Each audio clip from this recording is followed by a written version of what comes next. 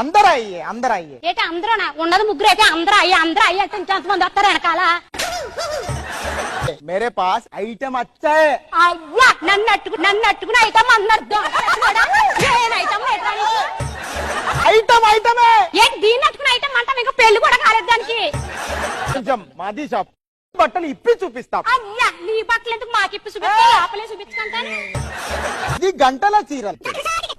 sound రావట్లేదేంటి గంటల చీర అన్నాడు కదా గంటలు మోగాలి కదా మోసం చేస్తాం ఏంటి మమ్మల్ని గంటల చీరలు అంటే గంటలంటదేంటిదిరా